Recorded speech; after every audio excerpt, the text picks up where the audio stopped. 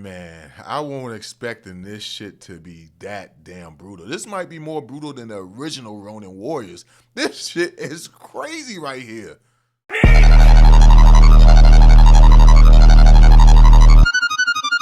What's up, y'all? We back at it, man, and I just checked out the first episode of the new Ronin Warriors or Samurai Troopers, whatever name you like to go by.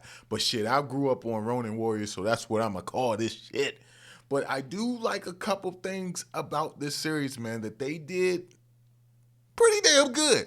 So this isn't like a remake as some people thought it was. I know I was one of the people who thought it was a remake, but it seems to be a continuation. It takes place 35 years after the stuff that happened in the original Ronin Warriors series. You know what I'm saying? They even actually pay homage to these guys by speaking of them, saying like, yo, they defeated the Demon Lord in the past. And because of what they did, the world developed their own type of samurai trooper division where they're waiting for, you know what I'm saying, for evil to show up again where they can actually stop these guys. You see, they actually hold these guys up here as heroes. They hold them as heroes. I think that's really dope right here. I'm trying to get a better picture of it right here. Let me see. Like that right there. That shit could be a poster. That shit is a poster right there. You got Ryu of Wildfire. Let's see if I remember all of the names. I probably don't. Ryu of Wildfire, Kento of Hard Rock. Damn, yeah, that's the only names I remember. It's just those two. You know what I'm saying? I know the one guy had like Celestial, was it Celestial Arrow? That might be Demon. That might be Digimon. I know the other guy, he had a technique called Thunderbolt Cut. The Aqua guy was never really a fan of him. I mean, all their armors were dope. Growing up, I had the Arrow guy because I thought he was dope, which is crazy. I can't remember his name. I had Ryu of Wildfire. My brother had the green guy. I can't think of his name. But anyway, the one thing, my one gripe will be about this show is the animation kind of makes it come off kiddie. But then you have shit like this right here. Like, watch this scene right here. You got this guy singing, and look how brutal this shit is. Like, I wasn't expecting this. You got your innocent bystander standing there recording the whole thing on this little iPhone or whatever type of phone he got. For one, like, who the hell does stuff like this? It's sad to say, but I feel like this would really happen in real life where a person, rather than running for their lives, they will take the time out to pull out their phone and record. And look what happened to this guy. Head gone. When I saw that shit, I was like, damn. Hey, this might be a little more raw than the original Ronin Warriors. Now, don't get me wrong. I feel like the original Ronin Warriors had a more gritty look, and that's why I loved it. This one has more of a like kitty look, like a glossy look, and it's made by Sunrise, and you know what I'm saying. That's the same people that do the Gundam anime, so that might be why these people armors have that glossy like look that kind of comes off as kitty. But you just see them going around slaughtering all these innocent people as the main guy is singing music. He's singing music while all this goes on. And you see that they built this little task force, you know, of Ronin Warriors, you know what I'm saying, or Samurai Troopers, whatever name you want to go by, that's fighting off the guys, and they really don't stand a chance against like some of the main powerful enemies that they're facing off against. You see them pretty much, they're getting beat up by this dude right here who's singing.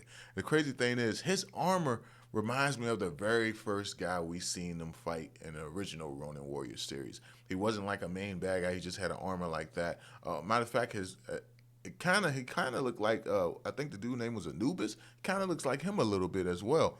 But anyway, you got this going on. You got them actually like paying homage to the original games all throughout this episode, which I really love. You got this poster right here, which will be another amazing poster they'll have back there on the wall.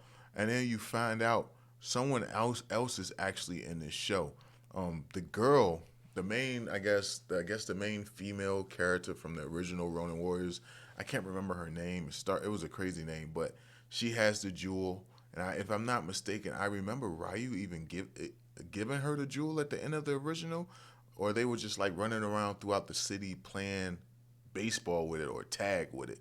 It's something. One of those two things happened. I need to go back and rewatch it, man. That was my shit. But you have it where we get introduced to the 10 warriors of the new demon general, which I don't think is Topa. I want to say they called him a different name, but this dude armor right here is clean. That dude armor looks dope as hell. This kid, I think he might be real powerful as well. But it seems as if random humans were chosen to be, these 10 warriors to fight on the evil side. Pretty much like the original. I think it was just 5 warriors, 5 or 4 warriors, if I'm not mistaken.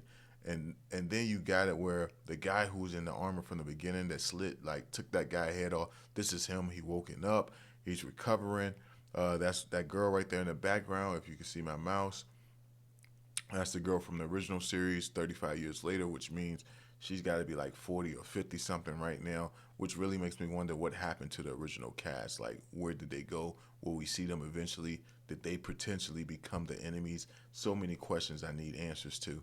But again, you have it where they come after this guy to try to finish him off, and you have another brutal scene where the guy who's supposed to be Wildfire, he comes to this location where the I guess what do you call them, the Samurai Troopers are. You got them where you find out these guys are pretty much frauds. They did it for the money. They don't really care about being, troopers or warriors, whichever name you want to go by. Except for this kid right here, he seems to be the only one who actually wants to, do something noble, do something good, and be a hero. But you have it where that the guy who was a bad guy, who still seems to be a bad guy, he comes there and he starts killing these guys. Like, yo, he's evil. I was thinking maybe he was under some type of mind control, because that's how they kind of made it come off. But nah, he appears to be evil. You got it where he shows up and he starts wiping these dudes out left and right. I mean, like, this shit is really brutal. Like, look at this shit right here, man. Hold on, let me show you guys. Like, you think he's saving this guy right here, the one who actually wants to be a hero. You think he getting saved. You find out he's doing all that just to get to some food. And then you have this scene where he starts looking up, the kid starts looking around. He starts looking around, and you start to notice, I'm trying to get to the scene, where he's looking around like, oh shit, this dude isn't a good guy. He's not a good guy. But as he sees the food, he looks around, and he's like, yo, that's crazy. You can help us. And then he starts to notice the arms of his teammates. Granted, his teammates left him there for dead, but I still imagine he wasn't wishing that on them. But you see their arms all sliced off, and you have it where the guy who we think is going to be Raya Wildfire walks up saying like, you're one of those super troopers as well. I guess I'll take you out as well. And that's how the episode ends. But of course you could tell by the ending right here, which I feel like they shouldn't have gave us an outro. You could tell that he's gonna eventually become an ally at some point in time. But at the same time, like, you're gonna accept this dude as an ally and he wiped out all these innocent lives, all these innocent people, or maybe this could be his redemption, trying to redeem himself for what he actually done. So we've seen this character in action. We've seen, which he's not too much to brag about. We've seen him in action as well. We've seen him, but he didn't really do anything. But there was a moment in the episode where this guy, when he was still wearing his evil armor, saw him and chose not to attack him. I don't believe we saw him at all. But looking at all this, I pretty much can guess who's going to be who. Wildfire, Aqua Kid, Arrow Guy, Lightning Bolt, Hard Rock. I'm pretty much sure that's how it's going to be. And I think they actually showed it. Yeah, they showed it as they went off. But all in all, man, for a first episode, I thought this shit was pretty damn raw. I wasn't expecting this shit to be brutal like this. Like, man. But I hope she actually gives us information and context on what happened to the remaining warriors. Seeing how she's still alive and they all were around the same age. If anything, I would say they were younger than her. They should be around somewhere too. Maybe even they became an enemy. Who knows? But let me know y'all thoughts on this first episode, and I'll catch y'all in the next one. Peace.